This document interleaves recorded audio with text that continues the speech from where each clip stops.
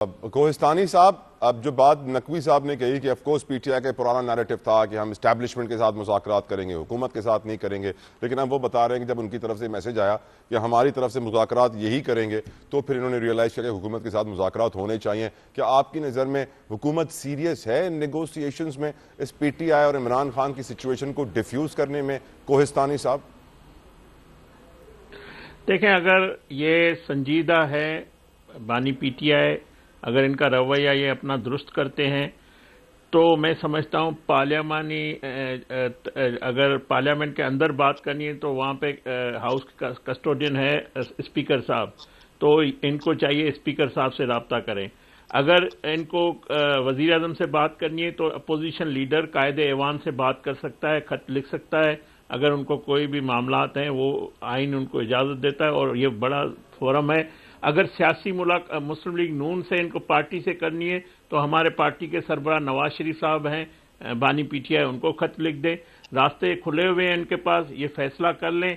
इनको अगर बातचीत करनी है या टेबल पे आना है तो वो टेबल पे आने के लिए ये दरख्वास्त दें, कायदे ऐवान को दें, स्पीकर साहब को दें, हमारे पार्टी सरबराह को दें।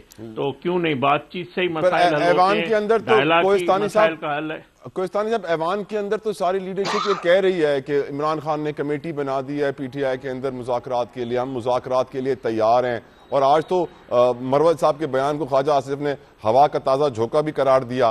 तो डोंट यू थिंक वक्त आ गया है कि अब जबानों से जहर ना उगला जाए और मीठी मीठी बातें की जाएं जिस तरह आज असेंबली में हुआ? सर मैं वही, अगर मरवत साहब की जबान अपोजिशन लीडर भी बोले, इनके पार्लियामानी लीडर भी बोले, इनके पार्टी के सरबराह भी बोले, तो मैं रास्ता बता रहा हूँ, रास्ता मौजूद है। वहाँ टेबल पे हम बैठ सकते हैं, कोई हमारी जाती दुश्मनियाँ नहीं है।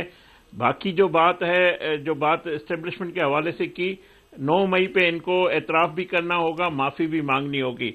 इस्टेब्लिशमेंट को इन्होंने खुद एक सियासत में आके खड़ा किया है। उन पे जिस तरह इन्होंने जीएचक्यू पे हमले किए, तो वो एक स्टेक होल्डर है, एक हकीकत है।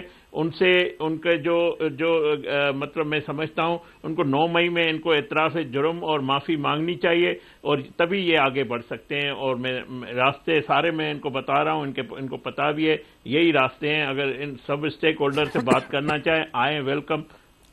Right sir. मंदोखेल साहब, पाकिस्तान की तारीख में हमने बड़े बड़े लीडर्स को, मोहतरमा बेनजीर भुट्टो, मियां नवाज शरीफ को मुल्क बदर होते हुए देखा है। मुल्क से बाहर चले गए, एनआरओ हुआ, वो वापस आए। अब ये रिकंसिलिएशन इतनी मुश्किल क्यों हो गई है और आपकी नजर में ये जरूरी इस वक्त क्यों इतनी समझी जा रही है? मंदोखेल साहब देखिए, यकीनन दो फरीक या सियासी पार्टियों को आपस में बातचीत करनी चाहिए।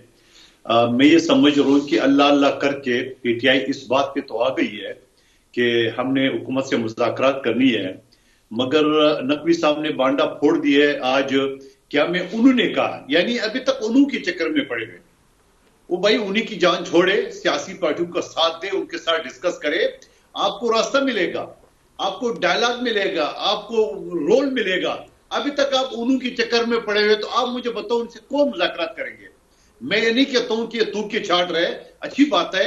ये अगर सुबह को बुलाओ शाम को आ जाए तो उसको नहीं कहा जाएगा उसमें। मैं ये समझ रहा हूं कि तहरीक इंसाफ का आज भी रवैया नहीं है। अभी देखिए, आपके सामने कहा कि उन्होंने कहा, यानी अभी भी वो दिल से मुज़ाकरात नहीं कर रहे। और कल तक जो चोर डाकू कहते थे, आज वो फरिश्ते हो गए। इस बात की भी थोड़ा वजाहत कर ले।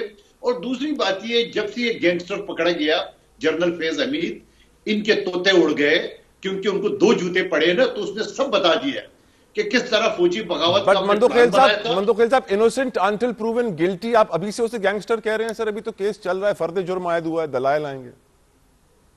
देखिए, मैं तो गैंगस्टर आज नहीं कह रहा हूं, मैं तो 20 अप्रैल 2022 से कह रहा हूं। जब ये गैंगस्टर कोर कमांडर पेशावर था, उस वक्त भी 2 चैनल में नसीम ज़ेरा और अनिका की शो में बात की है, रिकॉर्ड कैसा है। मैं ये नहीं कि आज वो रिटायर होकर तो मैं बोल रहा हूं। ये आदमी गैंग था, ये लोगों के कत्ल गारत कर रहा था, मुझे कत्ल की धमकी दी है, बताया ना, आर्मी चीफ मेरा केस उठाया, मैं सारे सबूत फॉरेंसिक के साथ दूंगा। सवाल यह है कि वो कोर कमांडर पेशावर, बावलपुर और लाहौर पे उन्हें कब्जा करना था। इस गैंगस्टर ने तहयात चीफ ऑफ आर्मी स्टाफ बना था। इमरान खान साहब को सदारती निजाम के तहत तहयात सदर पाकिस्तान बनाना था और ये पेट्रोल बम और ये जेएचक्यू पे हमले और ये आर्मी चीफ का रास्ता रोकना, ये सारी उस चीज की कड़ी है। मैंने कहा ना, 2 जूते पढ़ के उसने सब बता दिया। और फिर फौज का 1952 का आर्मी एक्ट ये कहता है, ये इनकी पहले इंक्वायरी होती है। जनरल फेस्ट की जब चार्जशीट हो गई है तो चार्जशीट से पहले इंक्वायरी हो गई है। वो इस तरह नहीं है नेप की तरह के पहले पकड़ा जाता है बाद में इंक्वायरी की जाती है। इनकी आप पहले इंक्वायरी होती है, बाद में जाके चार्जशीट दी जाती है। राइट सर, मैं समझ रहा हूं इनके जो तोते उड़े हुए वो इस चीज के हैं, वो इस चीज के अभी भी वो फौजियों से बात करते कि पसंद करते। मसालेहत मुज़ाकरात जमहूरियत का हुस्न समझा जाता है और इस वक्त हर किसी की जुबान पर यही डिस्कशन हो रही है कि हुकूमती पीटीआई के दरमियान मुज़ाकरात कहां पहुंचे। लेकिन हकीकतन बात तो बड़ी हो रही है, लेकिन मुज़ाकरात अभी तक शुरू भी नहीं हुए। फिरदौस शमीम नकवी साहब, आप मुज़ाकरात कहें या फिर इसे मजाक कहें, आप कैसे देखते हैं नेगोशिएशंस को? ये देखिए, हम तो ताकतवर लोगों के साथ मुज़ाकरात कर रहे हैं और जो कठपुतलियां हैं वो हमारे साथ शायद मज़ाकरात कर रही हैं। ओके, तो आपको कोई उम्मीद नहीं है कि इनका कोई रिजल्ट निकलेगा? यू थिंक बस टाइम वेस्ट किया जा रहा है इस वक्त? आई एम नॉट सेइंग, देखो हमने एक पोजीशन ली हुई थी कि जो इस मुल्क में असल फैसले कर रहे हैं, जो आहनी हाथ इस वक्त की हुकूमत को संभाले हुए रखे हुए हैं, बातचीत उन्हीं से होनी चाहिए। उन लोगों ने अंदिया दिया कि वो बातचीत तो करेंगे, लेकिन करेंगे इन्हीं लोगों के थ्रू। हमने कहा आप किसी को भी भेज दीजिए, अगर ये आपकी नुमाइंदगी कर रहे हैं तो कोई मसला नहीं है, भले उनकी नुमाइंदगी करें लेकिन नेगोशिएशंस तो हों। गुफ्तगू करेंगे, मेरे साथ मौजूद है कमाल panel. Without any further delay, Khealdas Kohistani, Pakistan Muslim League Nawaz से बहुत शुक्रिया कोहिस्तानी साहब आपके कीमती वक्त के लिए। फिरदौस शमीम नकवी साहब फ्रॉम पाकिस्तान तहरीक इंसाफ नकवी साहब, thank you so very much for your precious time. Qadir Mandokhel साहब फ्रॉम पाकिस्तान पीपल्स पार्टी, जज़ाकल्लाह खैर मंदोखेल साहब आपके वक्त के लिए। असलम गौरी साहब फ्रॉम JUIF भी हमें ज्वाइन करेंगे आगे चल के प्रोग्राम में। Let's start the discussion. सबसे पहले मंदोखेल साहब, आपकी नजर में पंजाब असेंबली में, मैं सबसे पहले तनख्वाहों का जिक्र करना, जिस तरह पैसे बढ़ाए गए हैं, जिस तरह जजेस के हाउस रेंट बढ़ाए गए थे, अलाउंसेस बढ़ाए गए थे, क्या आपको लगता है कि ये पाकिस्तान के अवाम के जख्मों पर नमक छिड़कने के मुतरादिफ है? कादिर खान मंदोखेल साहब। बहुत शुक्रिया जतोई साहब। बिल्कुल, लिस्ट मैंने भी आज दिन में देखा, मेरे नजर से गुजरा। बेतहाशा इजाफा किया गया, इतना नहीं होना चाहिए, लेकिन इस चीज का भी मैं आमी हूँ। हर MPA MNA जो ना वो करोड़पति जमींदार नहीं होता है।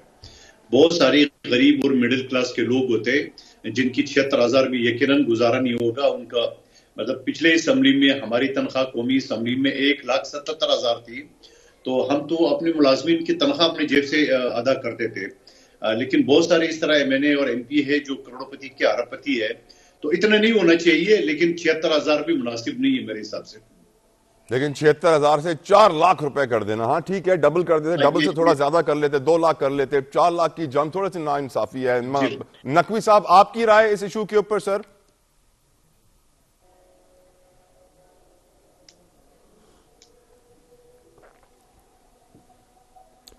I think we cannot hear Naqvi साहब.